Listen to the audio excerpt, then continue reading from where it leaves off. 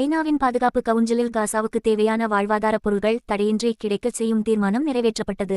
காசாவில் இடம்பெயர்ந்த மக்களுக்கு தேவையான வாழ்வாதார உதவிகள் விரைவாக சென்று சேரவும் மக்கள் எதிர்கொள்ளும் பசி மற்றும் விரக்தியிலிருந்து விடுவிக்கும் வகையிலான தீர்மானம் ஒருமனதாக நிறைவேற்றப்பட்டது. ஒரு வார கால தாமதத்திற்கு பிறகு இந்த தீர்மானத்தில் வாக்களிப்பதிலிருந்து அமெரிக்கா விலகிக் கொண்டது. முன்னதாக தனது வீட்டோ அதிகாரத்தை பயன்படுத்தி இரு தீர்மானங்களை ரத்து செய்தது போல இல்லாமல் இந்த தீர்மானத்தை நிறைவேற்ற அமெரிக்கா உதவியுள்ளது. தளர்த்தப்பட்ட தீர்மான வரைவில் முன்னர் குறிப்பிடப்பட்டிருந்த ஐநாவுக்கு மட்டும் காசாவுக்குள் நுழையும் வாழ்வாதார உதவிப் பொருட்களை சோதனை மேற்கொள்ளும் அதிகாரம் வழங்கும் முடிவு நீக்கப்பட்டுள்ளது. அதற்கு பதிலாக ஐநா இருதரப்பையும் சாராத ஒருங்கிணைப்பாளர் ஒருவரை நியமிக்க தீர்மானம் கோரியுள்ளது. மேலும் உடனடி போர் நிறுத்தம் என்கிற பதத்தை தளர்த்தி போர் நிறுத்தத்துக்கான நிபந்தனைகளை உருவாக்குதல் என மாற்றப்பட்டுள்ளது. இதனை வலுவில்லாத தீர்மானம் என விமர்சித்து ரஷ்யா வாக்களிப்பை தவிர்த்தது. 15 நிரந்தர உறுப்பினர்கள் கொண்ட பாதுகாப்பு கவுன்சிலில் 13 முதல் 0 வரை என்ற கணக்கில் இந்த தீர்மானம் நிறைவேற்றப்பட்டது.